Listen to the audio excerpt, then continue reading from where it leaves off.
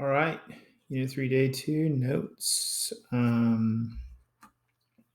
we're going to talk about exponential functions today. We talked about lines and parabolas last time. So exponential growth, which is kind of generally thought of as the most growth, like the function that grows the most, grows the fastest. So the definition is a population Y grows exponentially if its growth over time is proportional to its current population. This is actually a calculus description here. So this is, you guys have learned about exponential growth, probably starting back in Algebra 1.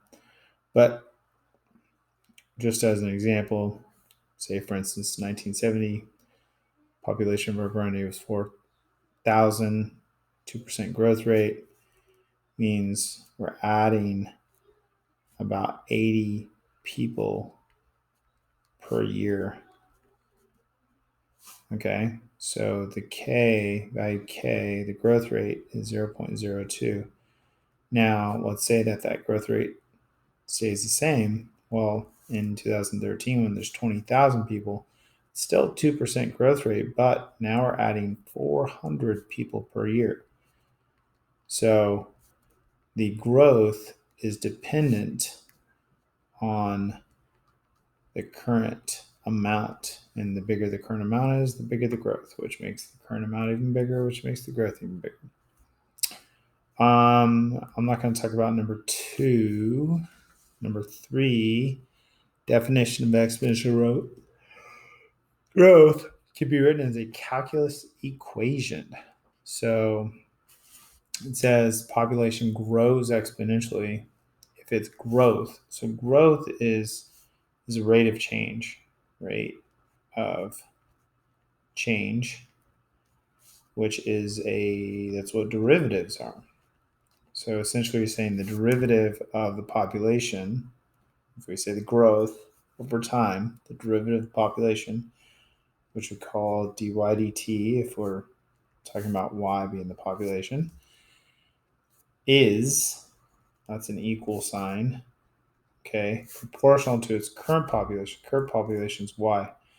Proportional means it's being multiplied by the same number all the same time. So a lot of times we use k for the constant of proportionality. But what we just did right here is we translated those words into what they would look like mathematically. This is something that's called a differential equation, which we're going to study a lot more second semester. Differential equations are just equations involving derivatives, okay, which are going to be something that's pretty common for us this year. Now, if you have the skills that I'm going to teach you later on, you could use calculus to undo the derivative, and you would get y equals y sub 0, y not e to the kt. And that is the exponential growth equation. So that comes from this. Now, this is what you've been shown your whole life, but you've never been shown where it comes from. Still really haven't been shown how to get it, but that's where it does come from. So this is the current population or current amount of whatever it is, bacteria or whatever, current population. This is the initial amount, initial population, if you want to think of it as the number of organisms, people, whatever. K is the growth rate as a decimal. So if it was 2%, it'd be 0.02. And T is time. Okay? So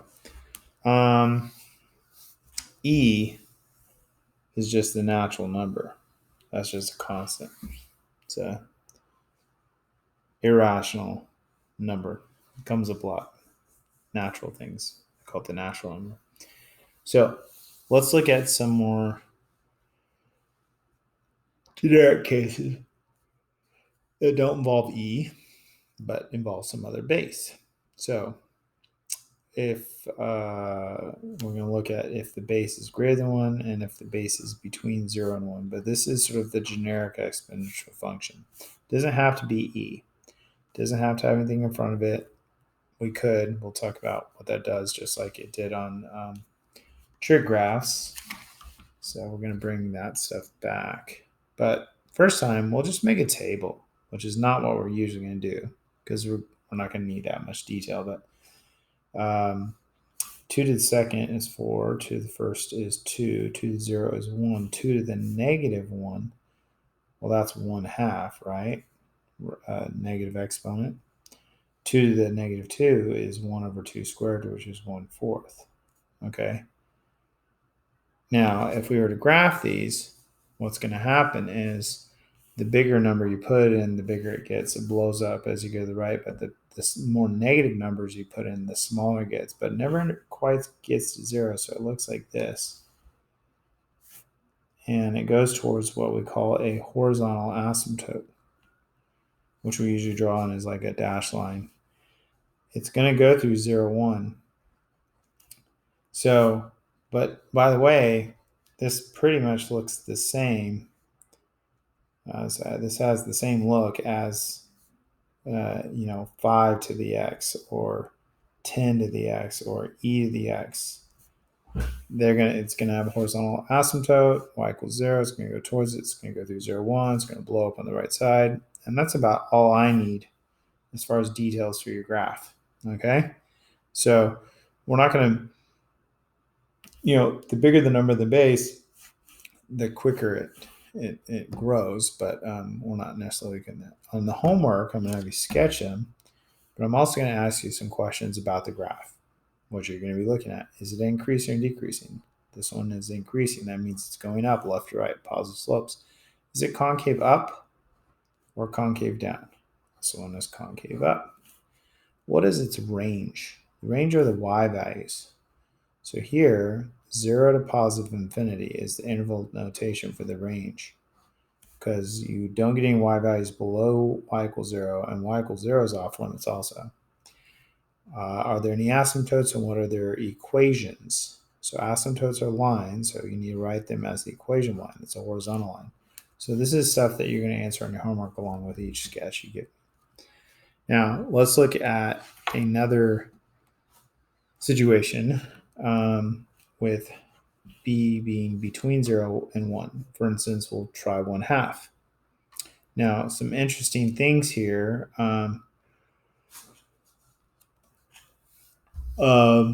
We could put, just plug some numbers in, make a little table real quick just to kind of see what's going on. 1/2 to the negative 2 is actually going to flip it. It's going to be 2 to the positive 2, which is 4. 1/2 to the negative 1 is going to be 2 to the positive 1, which is going to be 2. 1/2 to 0 is 1. 1/2 to the 1 is 1/2. 1/2 to 2 is 1/4. Something interesting you might see here is that we're getting the same y values we got in the last example, except that they are backwards. There's a good reason for that. But the graph is going to look like this. It's going to go through 0, 1. It's going to actually, this is like a decay function. So the values are getting closer and closer to 0, like radioactive decay. And then it blows up on the left. So it looks just like this graph, but flipped backwards. And these y values are having that effect. Now there's a really good reason for this. Another way of thinking of this, 1/2 is the same as 2 to the negative 1, right?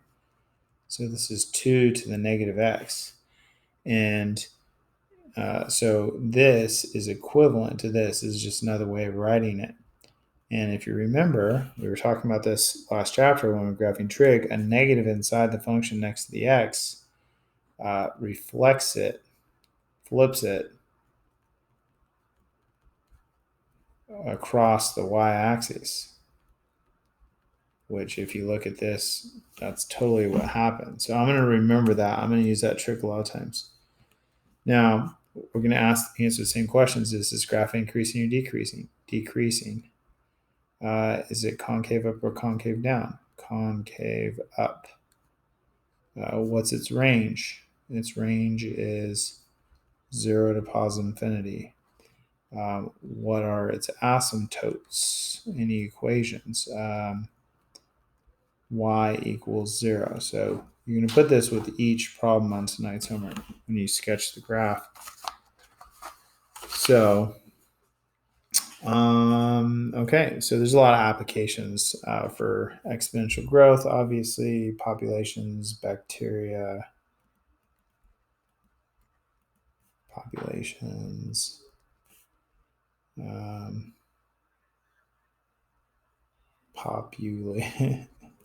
can't spell. Nuclear radiation, investments, just lots of good applications for this. Now, as far as like growth, can it be sustained? So the thing about it is that it grows bigger and bigger and bigger and bigger. But is that realistic?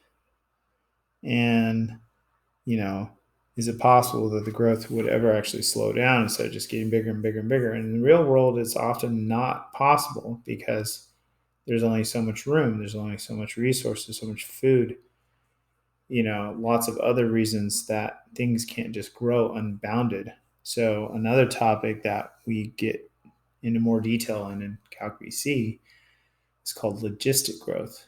And you might have actually studied it in some of your science classes like biology or whatever, because it's more of a realistic growth model. But we're not going to get into that till next year in Calc BC. So on the back, I have a couple more examples of graphs. And we're going to take the same approach that we took last chapter with the trig graphs. We're going to start with the parent function, and then we're going to work from the inside out, order of operations. And all the same things that were happening are going to happen now. So we're going to start with, okay, well, e to the x is the parent graph, right? So e to the x has a horizontal asymptote, which I usually draw first and label.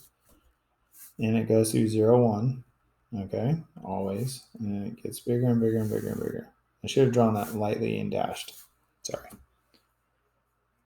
And then we're working from the inside out. What does the negative do? Negative flips it across the y-axis. Negative on the inside of the function. If it's in front, it flips it upside down. The 2 moves everything up 2. So instead of 0, 1, it's going to intersect at 0, 3. Instead of y equals 0, it's going to have a horizontal asymptote of y equals 2. And so this is our final answer. So we're going to make it dark, solid. Those other ones probably should have been light and dashed. You're going to leave them because that's your work, just like last chapter.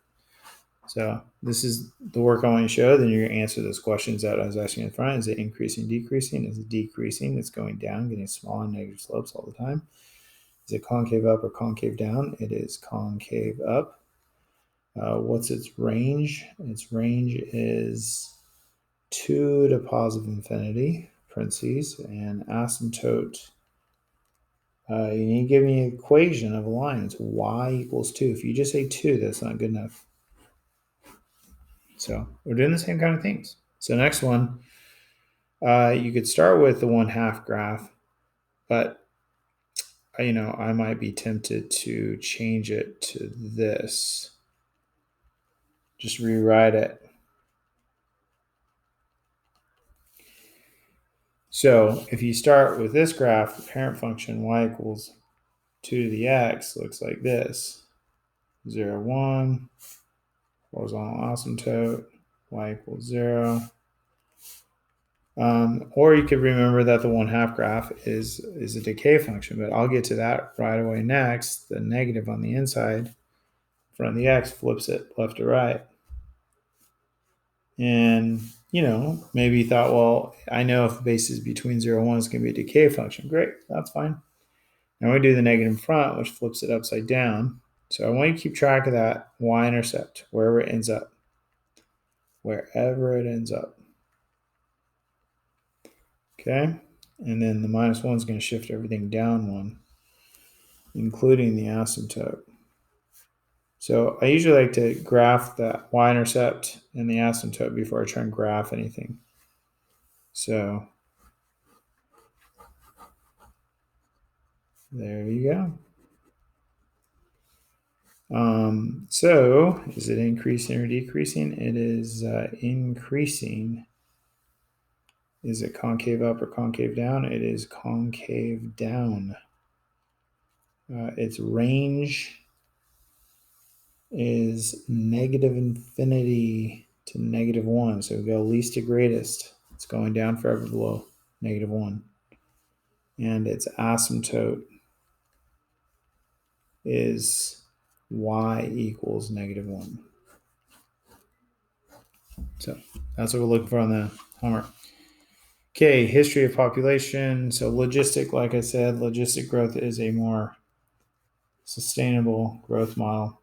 And it has this level, the ceiling that it approaches called the carrying capacity, which you probably use that term in your bio class. And so the graph levels out as it approaches this. There's this boundary that it really can't grow beyond. Now, it still has a horizontal asymptote like normal. In fact, the graph looks exponential at first. And then once it hits half the carrying capacity, which in calculus we use a capital M for it, once it hits half the carrying capacity is when its growth starts to, it's still growing, but the derivative is getting smaller and closer to zero, but it's still positive, it's still growing. So it approaches that. So, and by the way, where this happens, there's an inflection point, and it's pretty significant because it's also your max growth rate. It happens when you reach half the carrying capacity. You think it was like a rumor on campus. Once half the students in the school know, then the rumor actually loses growth because there's less than half of the people. There's less people to hear it that haven't heard it. You know, imagine trying to tell someone something like, "Oh, I already heard it," right? I mean, before half the school had it, there's lots of people that hadn't heard it, and you could find them and tell them. Once half the school has it, you're going to start running to people who already have it. They already know it. And then as there's fewer and fewer people, it's going to, less and less people are going to find out about it. So exponential growth, this is the equation. I'm not going to do this expo grow function in your calculator. You probably don't have it. It'd be So here's just a couple examples. How long will it take for the AG high school population to reach 3,000, which it, you know, let's say that it starts, we'll say that the population is 2,000 now, something like that. Say, how long will it take for it to reach 3,000? So 3,000 is what we're looking for. We're starting at 2,000. And then we would need to know the growth rate. Let's say that it's 2%. So 2% or 0.02. So you plug that in, and then you could solve for t. Now, to solve for it, you want to get that t by itself.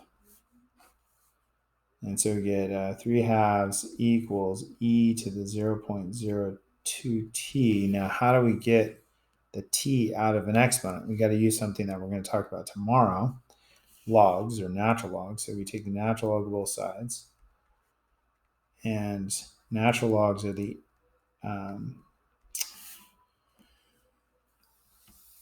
the inverse operation of exponentials, so they actually cancel each other out, like multiplication, division cancel each other out, addition, subtraction. So then you could solve, then you get natural log of 1.5 equals 0.02t, and then you divide both sides by 0.02. So t equals, you could you could write it like that. You could use a calculator, and you would get 20.273 years from now, if we're saying that there's 2,000 now or something. Anyways, E is an irrational number. It goes on forever. As far as 2.178 is a nice estimation for it. comes after, it's named after Euler, who's a mathematician. Some interesting things is that it equals the limit as n goes to infinity of 1 plus 1 over n to the n. It's just a different way of representing it. And I could show you how that works on a graphing calculator. So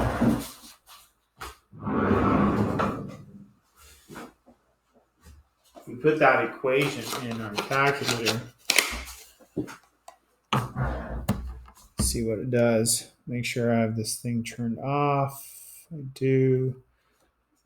So I'm going to put that in parentheses 1 plus 1 over x raised to the x. Then I'm going to go to the table and plug 1 in, then plug 10 in, then plug 100 in. So you get 2.5937, 2.7048. And you can see that it's starting to get close to that value. Put 1,000 in, 2.7169, getting even closer. 1 e to the 6, that's 1 times 10 to the 6. That's scientific notation, so it'd be 1 with 1, 2, 3, 4, 5, 6 zeros after it. 2.7183 or 2804. So 10, 1, 1, 2, 3, 1, 2, 3. That's a million, by the way. It's starting to approach what E is now in your calculator. Let's see what it has as E. It says E equals 2.718281. So this one differs